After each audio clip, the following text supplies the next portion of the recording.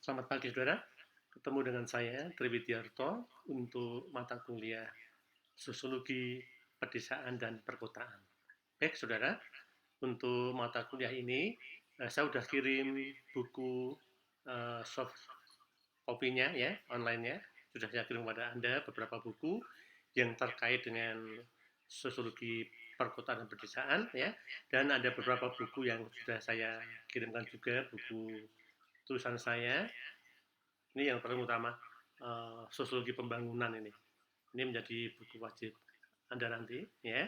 Dan juga ada beberapa buku yang cukup bisa menjelaskan tentang sosiologi perkotaan dan pedesaan. Misalkan buku ini dari mahasiswa kita ini, Tembakau dan Perubahan Pola Hidup Petani. Ini studi kasus di Kota Temanggung. Nanti kita akan bahas sama-sama ya.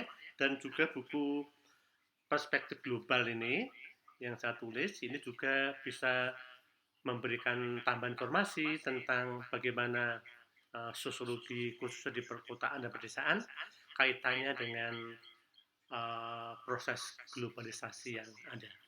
Nah, itu semua sudah Anda terima, ya. Tapi alangkah baiknya kita akan kupas sedikit materi dalam arti silabi perkuliahannya.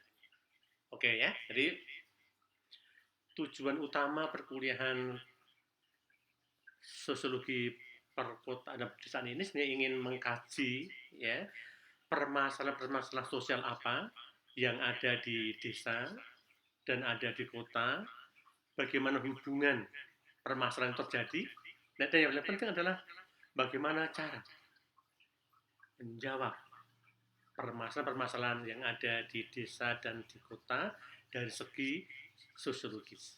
Nah, itu yang paling utama, saudara. Jadi saudara tidak hanya memahami materi, tapi Anda mampu juga memberikan solusi kepada materi-materi yang ada, permasalahan yang ada, baik di desa maupun di kota. Ya, nah itu menjadi tujuan kita pertemuan ini. Untuk itu, pada kesempatan pertemuan pertama ini, saya akan memberikan juga apa saja pokok-pokok bahasan yang kita bahas dalam perkuliahan mata kuliah ini. Saudara, ini saya siapkan ada 4 pokok bahasan utama dalam perkuliahan sosiologi perkotaan dan pedesaan ini ya. Yang pertama adalah perubahan sosial budaya masyarakat akibat industrialisasi. Saya ulangi lagi, perubahan sosial budaya masyarakat akibat industrialisasi. Ini khususnya masyarakat desa, ya. Adanya proses industri ini merubah pola hidup masyarakat desa. Ya, bagaimana itu nanti terjadi? Saya akan jelaskan itu untuk pertemuan kali ini, pertama. Yang kedua adalah masalah-masalah pembangunan di pedesaan. Jadi Anda tahu bahwa di desa ini cirinya khas sekali. Masyarakatnya adalah paguyuban, masih erat dengan solidaritas yang tinggi dan sebagainya. Ya, industri belum berkembang dengan pesat, masih mengandalkan sektor agraris pertanian. Nah, tentu menghadapi masa globalisasi ini, desa ketinggalan ini. Ada masalah-masalah dalam pembangunan di desa. Nah, itu juga menjadi kajian kita untuk sosiologi pedesaan dan perkotaan ini. Itu bahasan yang kedua nanti yang akan kita bahas bersama-sama. Ya, saudara. Yang ketiga adalah pembangunan di desa dan di kota yang ramah lingkungan. Jadi yang ketiga nanti adalah bagaimana proses pembangunan di desa maupun di kota, tapi harus ramah lingkungan. Harus memperhatikan lingkungan hidup. Tidak boleh ada pencemaran lingkungan dalam pembangunan itu. Boleh ada, tapi harus dikendalikan sedemikian rupa sehingga tidak mengganggu kehidupan masyarakat, baik desa maupun kota. Nah, pencemaran ini tidak terbatas pencemaran lingkungan alam saja, juga pencemaran lingkungan budaya, sosial, dan seterusnya ini harus kita perhatikan. Nah, ini menjadi kajian yang ketiga, saudara, dalam mata kuliah ini. Yang keempat, yang terakhir adalah peran sosiologi dalam pendidikan di Indonesia. Peran sosiologi dalam pendidikan di Indonesia. Jadi sosiologi baik desa maupun kota ya ini memiliki peran yang besar dalam pembangunan di bidang pendidikan. Oleh karena itu kita perlu melihat nanti bagaimana peran sosiologi ini ya dalam pendidikan, dalam persekolahan. Nah ini perlu dijelaskan dengan baik oleh kita nanti, saudara. Oke, saudara, itu yang perlu kami jelaskan ya. Nah, sebenarnya ini catatannya sebenarnya mata kuliah ini 2 mata kuliah, saudara. Sosiologi pedesaan sendiri, sosiologi perkotaan sendiri. Tapi karena tuntutan kurikulum harus digabung, ya, sehingga kita gabung menjadi satu dengan pembahasan 4 pokok bahasan tadi. Tapi saudara, 4 pokok bahasan tadi ini luas, bisa terus dikembangkan menjadi sub-topik yang lain. Sebagai contoh misalkan tentang masalah-masalah pembangunan di desa ini. Ya, nah, di desa ini biasanya kurang ada kemajuan ya, kurang ada kemajuan yang berarti dalam menghadapi globalisasi ini. Ya. Masalah utama yang muncul adalah orang-orang desa ini sebenarnya lebih settle, lebih mantap dengan kehidupan di desa. Ya, dengan bertani, dengan pendidikan yang model desa, pesantren dan sebagainya. Tapi karena ini masa globalisasi, maka banyak para pemilik modal, termasuk modal asing datang ke desa, sehingga membawa suatu perubahan di desa. Karena industri di desa maju sekarang ini, karena adanya penanaman modal ya, baik asing maupun nasional di desa ini. Nah, dengan adanya modal asing ini, di desa ada industri, ini kadang-kadang masyarakat desa belum siap menghadapi industri. Karena pola pikirnya masih pola pikir tradisional pertanian. Nah, ini juga kita bahas nanti dalam masalah-masalah pembangunan di pedesaan. Jadi luas sekali, saudara. Oke, saudara, itu tadi adalah pembahasan silabinya. Kita masuk yang pertama, saudara. Yaitu apa? Tadi saya katakan bahwa perubahan sosial, budaya, dan masyarakat akibat industrialisasi. Oke, saudara. Dalam membahas ini, saya tidak akan membahas tentang apa itu perubahan sosial, apa itu perubahan budaya. Anda sudah semua dapat di mata kuliah pengantar sosiologi atau sejarah kebudayaan. Nah, kali ini saya akan menjelaskan atau akan bersharing pada saudara mahasiswa tentang pengalaman saya meneliti suatu daerah. Terjadi industrialisasi, lalu industrialisasi itu merubah pola hidup masyarakat. Ya, saya akan menjelaskan secara garis besar, nanti Anda akan bisa menangkap permasalahan apa yang ada, kemudian nanti kita berikan tugas untuk bisa Anda kerjakan secara bersama-sama. Oke, saudara. Jadi ini terjadi tahun 1984. Nah, Anda pasti belum lahir ini. Ya, saya waktu itu sudah mahasiswa tingkat akhir, tingkat berida. Ya, saya diminta oleh satu dosen untuk membantu meneliti tentang perubahan pola hidup masyarakat akibat industrialisasi. Ya, nah dosennya boleh saya sebutkan, namanya Bapak Nathanael Daljuni. Ini geograf yang paling terkenal ini, ahli geografi sosial dan kependudukan ya di UKSW. Saya sudah almarhum.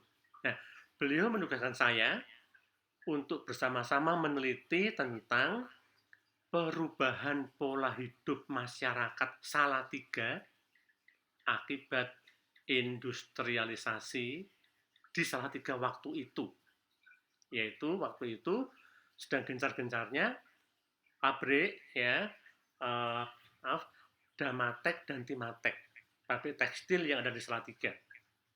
Pabrik itu sedang berkembang pesat tahun 84 waktu itu, saudara. Pabrik itu muncul pertengahan tahun 70-an ya, tahun 76 atau 77 saya lupa ya. Tapi tahun 84 ini luar biasa perkembangan pabrik tersebut. Dan di Jawa Tengah nampaknya hanya Damatek dan Timatek ini yang besar. Apa akibatnya? Akibatnya membutuhkan banyak tenaga kerja. Pada waktu itu, Salatiga masih bersifat uh, kota komunal ya, kota desa, kota yang bersifat perdesaan. Pada waktu itu tahun 84 ya. Nah, karena perkembangan pabrik ini, industri ini luar biasa, maka dicari tenaga kerja di Salatiga dan sekitarnya. Akibatnya beberapa pemuda di desa-desa ini semua bekerja di pabrik Damatek ini dan Timatek, saudara, pabrik tekstil ini. Sehingga desa kosong. Karena para pemudanya semua lari ke kota untuk bekerja di pabrik tersebut.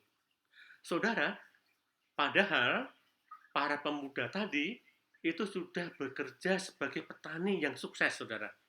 Dia mengerjakan padi, ada perkebunan jagung, ada sayur-sayuran, ya. Kemudian ada juga yang paling terkenal waktu itu adalah pisang, saudara, di daerah Grogol, desa Grogol. Pisang itu luar biasa berhasil dengan sukses sehingga dijual dan bisa sukses luar biasa. Di intinya Salatiga waktu itu tahun 84 didukung oleh yang utama adalah pertanian dan perkebunan. Tapi dengan adanya pabrik tadi, pemuda beralih profesi menjadi pegawai pabrik, pekerja pabrik atau buruh pabrik. Ya, mereka diberi seragam, diberi topi, ya, topi seragam, ya, dan diantar jemput naik bis. Nah, pada waktu itu belum banyak orang punya sepeda motor, apalagi punya mobil. Dengan dijemput naik bis ini seakan-akan meningkatkan status sosial dari pemuda tadi yang semula hanya petani lumpur ya, setiap hari bergelut dengan tanah, sekarang tiba-tiba menjadi seorang pegawai. Meskipun saudara gajinya lebih banyak dari petani daripada sebagai pabrik. Ini benar penelitian yang kami lakukan dengan Bapak Nathaniel Darjuni itu. Tapi nggak peduli, pemuda-pemuda desa semua ke pabrik sehingga kosong desa dari pemuda. Apa akibatnya? Pertanian terbengkelai. Pertanian tidak dikerjakan dengan baik. Semua menjadi pegawai pabrik. Saya katakan tadi, masalah utama adalah hasilnya lebih sedikit dari petani. Tapi dia merasa gengsinya naik, tetap dia bekerja pabrik. Nah, di sini, saudara, ada perubahan pola hidup masyarakat. Yang pertama, semula sebagai petani, tentu sifatnya adalah gotong royong, paguyuban, saling tolong-menolong sama keluarga, menjadi bagian yang penting pada waktu itu. Tapi dengan kerja di pabrik ya, pagi berangkat jam 5 itu, pulang sore, shift yang kedua tuh jam 4 sudah siap-siap dijemput sampai malam, sampai pagi. Nah, sehingga tidak ada lagi komunikasi yang intensif antar warga. Sehingga berubah pola pikirnya, pola hidupnya. Yang semula paguyuban, guyup, rukun, menjadi patembayang berdasarkan kepentingan. Kamu mau apa? Saya mau ini, tukar dan sebagainya. Nah, ini ada perubahan yang pertama, saudara. Perubahan tentang pola hidup, tentang hidup kemasyarakatannya berubah. Nah, ini yang pertama. Yang kedua adalah pola hidup konsumtif. Karena saya melihat sendiri, saudara. Nah, saya orang di Salatiga ya. Waktu itu saya udah mau ujian sarjana ya, jadi saya sudah tahu persis perkembangan waktu itu ya. Nah, setiap tanggal-tanggal mau gajian di pabrik itu di depan Damatek, di depan Timatek, ini banyak sekali para pedagang, baik pedagang baju, pedagang macam-macam ya, baju, terutama baju ya, kemudian makanan, mainan anak-anak, dan semua dijual di situ. Nah, setelah gajian, para pekerja tadi membeli barang-barang tadi. Jadi saya katakan bahwa upahnya itu sedikit, lebih banyak sebagai petani. Masih harus terpancing untuk membeli barang-barang tadi. Mengapa membeli? Karena dia telah berubah sikapnya akibat industri. Yang semula membeli berdasarkan kebutuhan, sekarang membeli berdasarkan keinginan atau gengsi. Nggak perlu beli baju baru, dia beli. Nggak perlu beli mainan yang mahal untuk anaknya, dia beli. Nggak perlu beli baju untuk istrinya, dia beli. Apa akibat berikutnya? Akibat berikutnya ini cukup riskan, saudara. Pendapatan berkurang drastis. Sudah gajinya sedikit, tetapi pola hidupnya konsumtif. Sehingga pendapatan menjadi kecil. Akibat selanjutnya adalah kesulitan dalam bidang ekonomi keluarga. Nah, ini menjadi masalah di bidang pendidikan juga, saudara. Karena anak-anak tidak terpenuhi secara mendasar kebutuhan konsumsinya ya. Makan, minum juga mulai berkurang kualitasnya karena kurang uang. Juga kebutuhan bersekolah menjadi berkurang. Nggak bisa beli buku, nggak bisa bayar sekolah. Karena akibat itu tadi semua, ini juga berakibat ke bidang pendidikan, saudara. Pendidikan juga menjadi terhambat akibat pola hidup tadi. Akibat industrialisasi tadi di Salatiga. Nah, ini sangat terkait dari industri, perubahan pola hidup, sampai kepada perubahan pendidikan. Nah, di sini Bapak Nathaniel Daljuni sangat jeli meneliti ini, lalu memberikan rekomendasi kepada pemerintah. Ya, supaya jangan ditinggalkan sektor pertanian. Karena apa? Pertanian ini luar biasa dalam mendukung ekonomi masyarakat. Oleh karena itu, rekomendasinya dari penelitian itu, saudara ya, saya ikut membantu soalnya. Rekomendasinya pertama adalah bekerja di pabrik boleh, baik, itu dilakukan. Tetapi jangan ditinggalkan sektor pertanian. Pulang dari kerja harus juga mengusahakan pertanian. Karena lahannya sudah ada, tinggal mengerjakan.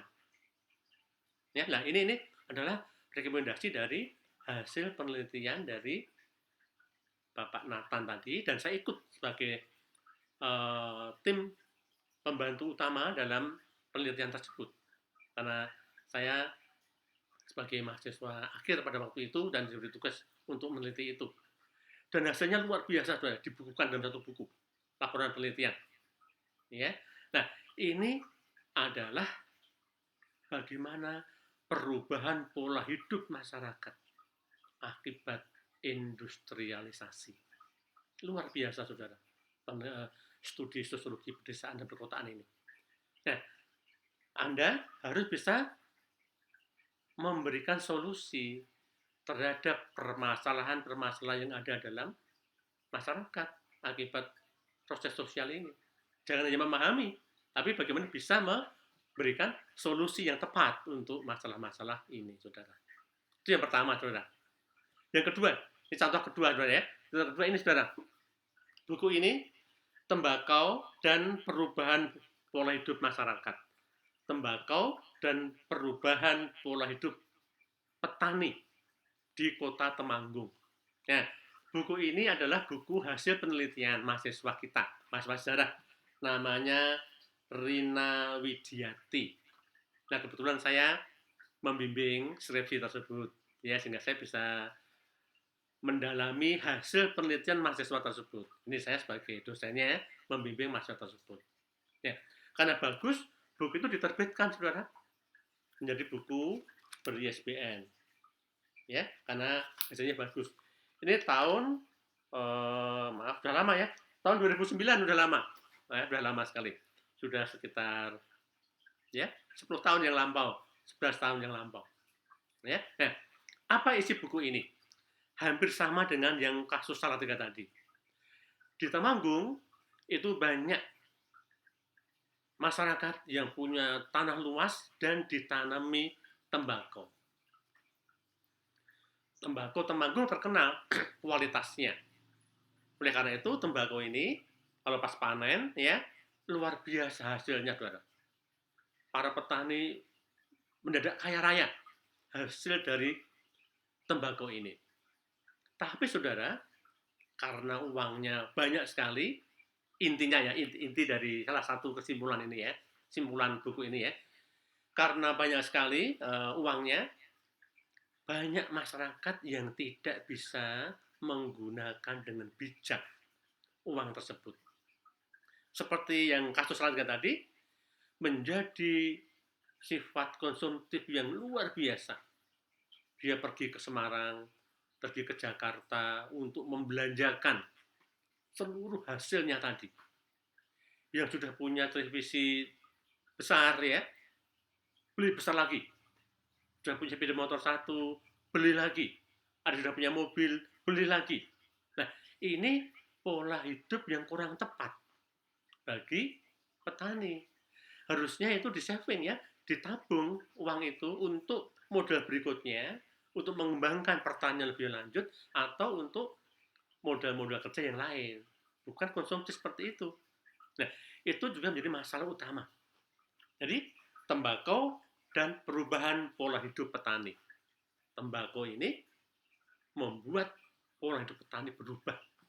Yang semula masyarakat desa, paguyuban, menjadi masyarakat yang konsumtif karena hasil yang memuaskan.